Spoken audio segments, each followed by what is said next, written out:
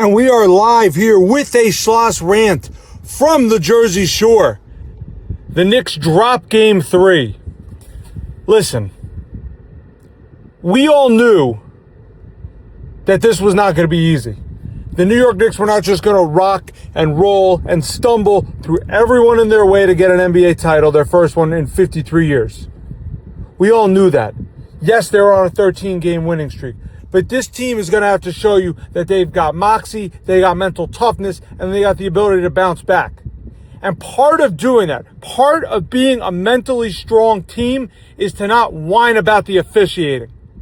All day and all night last night, late into the evening, 2 o'clock in the morning, I was talking with people, text and Twitter and every which way, looking at posts on Instagram and Twitter as well. All of the officiating screwed the Knicks. Listen, I don't want to hear about it. That's not what winners do. You want to root for a winning basketball team, then zip it about the officiating. Stop whining, stop complaining. Were there 2 instances, perhaps, in which you have legitimate gripes that were not a part of the typical in-game action, on ball, or a part of the game, I should say? Yes. One of which was off ball. You know the one I'm talking about. It was when Wembanyama took Jalen Brunson and threw him like a pit bull would poke a toy poodle or a teacup Yorkie and throw him down the steps. Because that's what he did. That was nonsense. Wembanyama's a dirty player. Let me, the fan, a humongous Knicks fan, let me scream and whine about that. But we're not going to talk about officiating on this shot or on that shot because that's nonsense. Again, that is not what you're going to be doing if you're rooting for a winning basketball team. That's not what the players should be doing. And Mike Brown, I get it. You've won 13 straight games. You can do no wrong. You've made excellent substitutions, excellent coaching packages. I don't want to hear you complaining about the officiating. And I get it. Oh, Pat Riley did it. Phil Jackson did it. We're just trying to, curry favor with the official, make sure they know what I'm talking about. I don't care. You're not Pat Riley. You're not Phil Jackson. You're not Red Auerbach. You're not Red Holtzman. So stop whining. Stop complaining.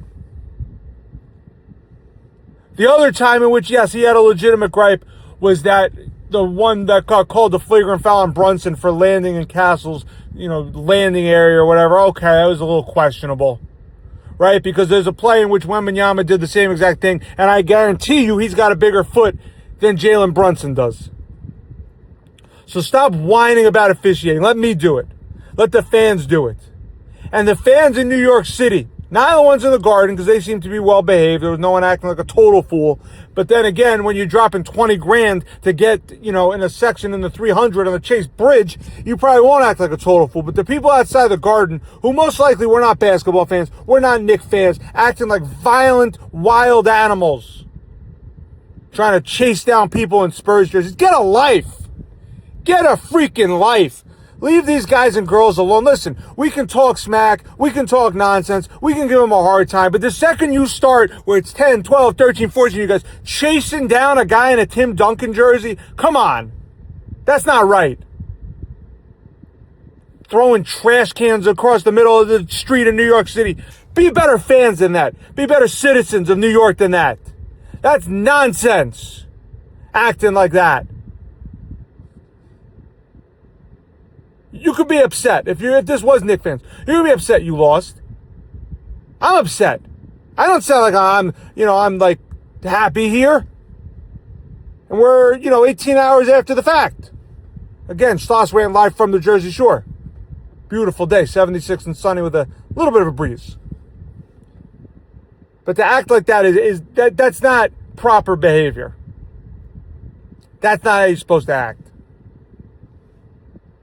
And then and I hate to destroy her because, again, it's a player's wife. But when you put this out there on Instagram, you become part of the story. Brunson's wife, Allie Brunson, seemingly a wonderful woman, a kind person, never has been in the spotlight even one bit. Jalen Brunson's high school sweetheart. You can tell I'm backtracking a little because I feel uncomfortable here. But I don't really want to see her posting on Instagram either, complaining about the officiating, because you're giving the Spurs blood. You're giving the Spurs a way and more reasons to be riled up after they came into the Garden, took the Knicks lunch money, and made them say thank you after the fact. So, not happy with the two of them. complaining about the officiating. And fans as well. Yes, I had 2 points there, legitimate gripes. But I'm not doing every little last thing. There's people complaining about the Towns dunk. There's people complaining, they don't want to call an additional flagrant on Wembanyama. Has it hit you that officials are not perfect? Has it hit you that maybe because of the fact that this game has been officiated so much so where they're swallowing the whistle, these new refs for last night wanted to do the same? So they're getting away with a lot of stuff. And in the second half, they tightened up. They called a little more calls. And if you're a fan talking about, the discrepancy in foul calls from first half to second half, the Spurs were going inside while the Knicks were jacking up every three-pointer they could find and missing them. Missing them horribly. It looks like they had no legs under them on some of these shots. First half and second half, some of these three-pointers. Mike Brown, instead of, destroying the officials, how about say we stunk? We didn't play the same game we had played in the past 13 games. I get you're not going to blow out the Spurs by 30 points. That's just not going to happen in a pivotal game 3. Right? But it started from jump, the poor play. Bridges, completely clueless, picks up 2 early fouls, takes away any type of rhythm he could get in, and, a way he can assert himself in the offense like he did in game 2. Because then you got to go to Shamet early on in the game. And while Shamet's been an amazing bench player, there's no doubt. There's no one's going to question that.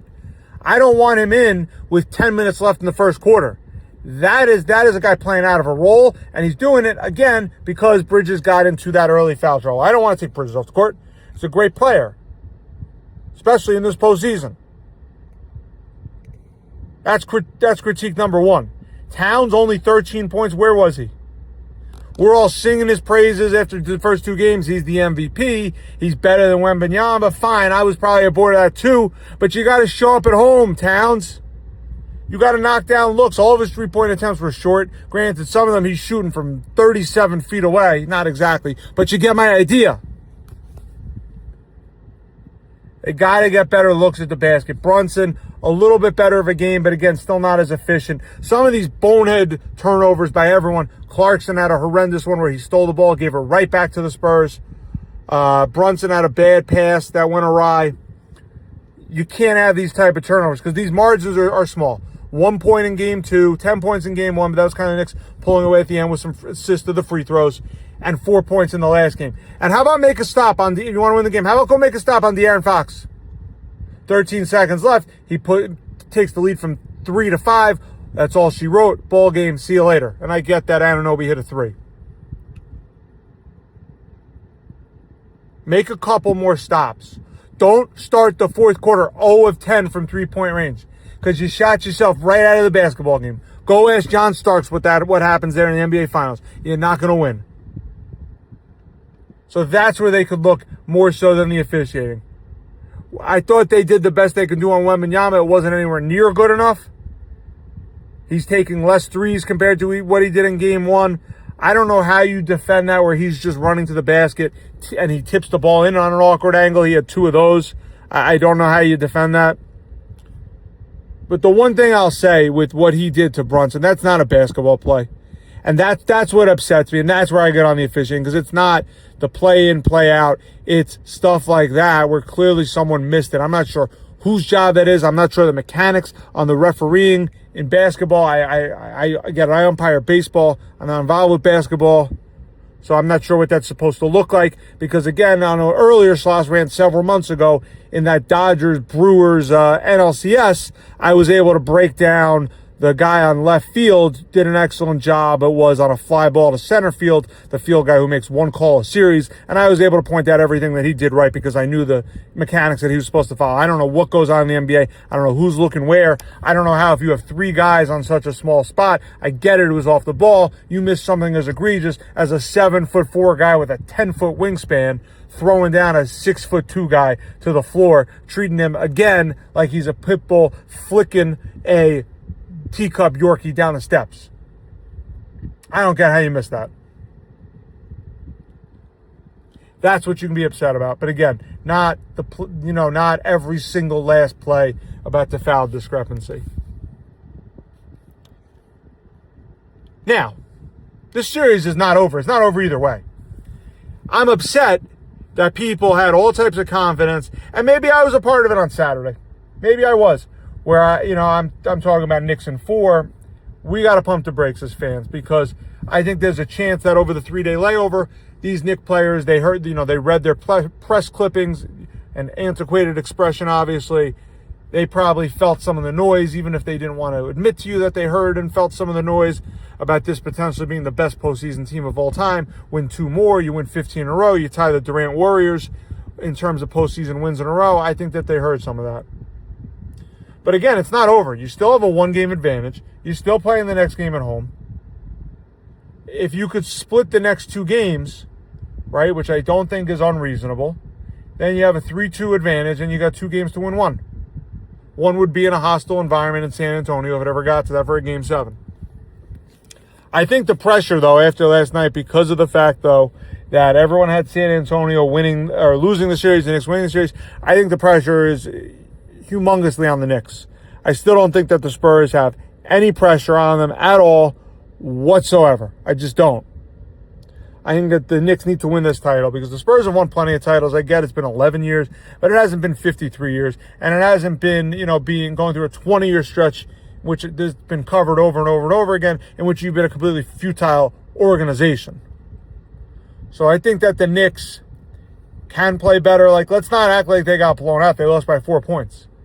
The last time that the Knicks lost, which is a month and a half ago roughly, they were able to come back and make adjustments. So if you think that Mike Brown is as good of a head coach as he is, and he's shown you no reason to think otherwise, he should be able to make some type of adjustments, get it so that Wembanyama's got to work a little bit harder. And honestly, I'm not saying they should destroy Wemby. They should try to physically hurt him in something that's not a basketball play. But don't be afraid. If you're going to foul him anyway, just follow through. Make it a basketball play, right? You can be physical. You can foul someone, and it can be a basketball play, and that's all well and good. I think the problem, though, is when you do something like Wembanyama did last night, right? That's what gets me upset. It's not, the guy drove down the lane and he got clocked in the face. Fine. I don't want anyone to get hurt, obviously, on either team, quite frankly, because this is just sports, after all. But those are basketball plays. It's not a basketball play to throw Jalen Brunson down. So I think the Knicks need to not be scared to be so physical, because for the most part the refs are letting them play. It's just you got to be discreet about it. You can't be grabbing guys' jerseys on closeouts. You can't shove them from behind. And again, the other thing that people were upset about was I guess it was Castle who ran at Brunson like he was in an open field playing rugby, trying to knock Brunson out. All right, fine. It was still called a foul. It wasn't like they missed it. Maybe you wanted to upgrade it to flagrant, but that wasn't the reason for, extreme frustration. But again, I think that if the Knicks had knocked down a couple more of those 3-pointers, I think they win the basketball game, right? You hit 2 more 3-pointers. I know I'm just talking in a vacuum here, but if you knock down 2 more 3-pointers, then of course you win the game. You win the game by 2 points. So they got to do a better job of shooting. And quite frankly, starting the game off. You're only down 11 at first quarter, but that's a lot because you're playing from behind, and I get that you had a 7-point lead at halftime, but I don't think it ever got bigger than that for the Knicks. So if they hadn't been trying to claw back for the large majority of the night, I think it's a different game. I still think, honestly, that this is our championship to win as Knicks fans. This is not over. The Spurs didn't win the NBA title last night. This is still the Knicks championship to win. Right? They're still the bigger, not bigger, but stronger team. They're still the older, more experienced team. Wembanyama's amazing. He's a dirty player. I'm just going to have that on record. What he did last night was despicable. I would have no problem with throwing him out of the game right on the spot. And I tend to call these things pretty fair. Yes, I want the Knicks to win. That's very obvious. I'm a huge Knicks fan, if you know me. But I think that the Knicks still have enough players to beat San Antonio. I think that if Bridges is not in early foul trouble, I think it's a different game. But I'm not blaming it on the refereeing. Now, let's talk about before the game, right? I think it's insanity that you had people waiting on these crazy long lines, but it seems like they did a good job of getting people in the building. Because I talked about it after the game with the riots, which is crazy. I just don't understand why things had to be different. I don't understand why we had to see people not knowing where to go. You've heard me rail about it with the World Cup coming up. I don't like making people do things differently, all because it's a certain event. I get that the president was there, but you got to find a better way to not have people walking around outside on the streets. And the other thing I want to say is about the president being there. This is really where I was going. It's not going to be a political statement. This is not going to be some, political agenda one way or the other. I don't think the Knicks noticed that. I don't think the president made one difference. I don't think the Knicks noticed he was there. I don't think that changed it at all. I think that the same thing goes for fans talking about planning the parades. I think there's a little correlation of maybe the players hear about this, they feel overconfident. But for the most part, on a person-to-person basis, they don't know who I am. They don't know who you are. So I don't think any of that happened. I don't think you can blame any of that. Mondami was there. He's not the reason they lost. Lee Zeldin was there. He's not the reason they lost. DJ Khaled was there. He's a Heat fan, I think, because he's from down there in South Florida. He's not the reason they lost. I think that it was a tense building for a lot of the night, especially when the Knicks were down. I don't think that the fact that these ticket prices, by the way, were so insane, I don't think that makes it any worse of a, home court advantage, so to speak, because I think some of these people that pay this money, I think you're selling New Yorkers short. And even if it's a New Yorker who's got a top 1%, you get my idea here, type of income, I think that they're still into basketball. I think they're still into sports. I still think that they know when to chant, know when to stand up. I mean, it's not that complicated of a game. There's a scoreboard. There's a line for a three-pointer. If that's a three-pointer versus a two-pointer. I think you're not giving people enough credit that even if they are making a lot of money and they were able to go to that game, or they were able to go to the game because someone hooked them up with a ticket, I think you're selling them short, and I think that you're downgrading the environment if you're saying, the real Knicks fan can't get in there. Listen, there was 500 tickets for sale at face value, and even so, you're still looking at 15, 16, 17, 1,800, right, for a horrible seat. So it doesn't matter. People complaining, the price is ridiculous. Move on. Who cares? Watch the game at home. Make your own watch party. Doesn't matter. You'll go to another Knick game. Will it be the finals? No. But you go to another Knick game. And if you love MSG so much as I do, the team that I've seen the most happens to play in MSG. It's just not the Knicks. This is over the past 2 years. I've been to more St. John's basketball games than any other sport. I'm not even a St. John's fan necessarily. Right? I'm a University of Arizona alum. But I go there because, you go with your buddies. We like the Garden. Some of them actually like St. John's. It's a great environment. So if I want to go to MSG, if you want to go to MSG, go to a St. John's game. Patino's there, right? He used to coach in the NBA. It's a good environment. But I don't want to hear you complaining about ticket prices at Madison Square Garden. I just don't. People complaining, the real Knicks fan can't get in. You know what? Nothing's stopping you from getting in. Go make more money and go pay to get in. I wish I could have gone. Nothing's stopping me. It's just it's hard. And because it's hard, I'm not going to sit here and whine. I'm not going to sit here and complain. Anyone will want to go to the game, but you make choices. Anyway, we're getting way off the rails here. This is what happened because the Knicks lost. I'm all over the place here. Again, SchlossRant live from the Jersey Shore on a gorgeous day, 76 and sunny. A little bit of a breeze kicking in, though, as I look out. So the Knicks are down, right? But it's not over. They're up 2-1 the series. They're down from last night, though. These guys got to bounce back, as I led off the pod with. If you're the mentally tough team that we think you are, filled with, Big East type of guys, Villanova guys, Brunson and Bridges, and Hart, obviously, and Northeast guys, Towns as well, and Jose Alvarado off the bench, right? You get it. You gotta play better. You got to be able to bounce back. And from a coaching standpoint, you got to make adjustments. So that's what's going to get you to win the Larry O'Brien Trophy. And you can look back to two years ago, or last year, in the semifinals against the Celtics. You go up 2-0, you lose at home, disappointing game 1, but you still found a way to come back and win the series. That's what you got to look at. That is what you got to look at. That's the model to do it. That's the way it can be done, because we all want to be at that parade. And maybe we were a little premature, and again, maybe the Knicks, why I thought that they were locked in, Maybe they heard some of our, praise, or maybe it was just that, the shots didn't drop and they couldn't make enough plays and execute to win when it mattered. That's probably what happened.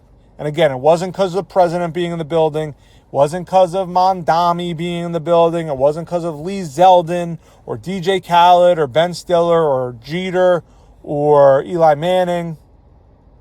It wasn't because of any of that. They just didn't make enough plays. It definitely wasn't because of the officiating.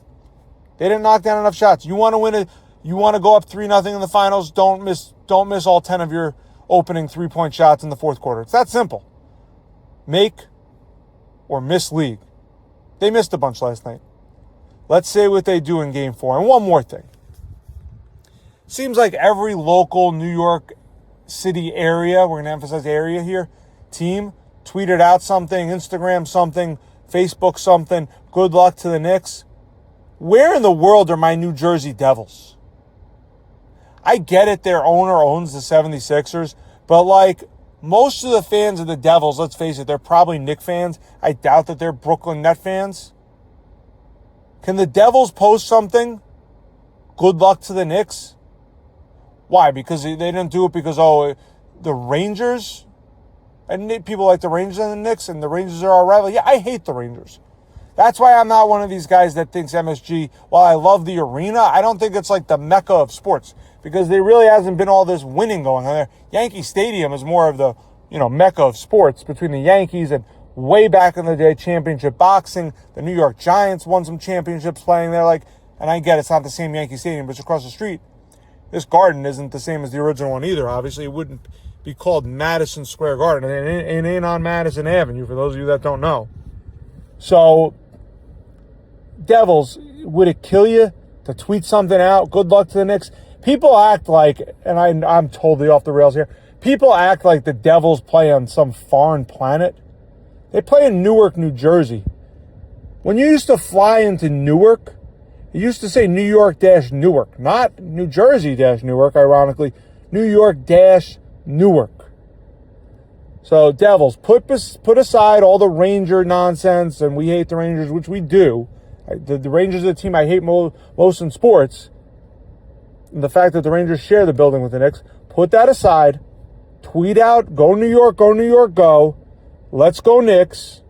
Tweet something out like that. Harris needs to get over the fact that he owns the Sixers and that they punked them, right? Because he ain't the one running the social media account. So who's ever running the New Jersey Devils social media account, tweet out something, good luck, Knicks. We could use some good vibes going. And again, it's not going to have an actual effect, but I'm just complaining for the sake of complaining. Do something about it. Do the right thing, Devils. Because you're the only team in town that are in the area, quote unquote, not town. I get it. It's 12 miles away on the other side of the river. Who hasn't posted anything. Knicks have got to bounce back in Game 4. You want to win a championship? Go win this game. Get you one step closer. SchlossRant live from the Jersey Shore. We'll see you later, everyone.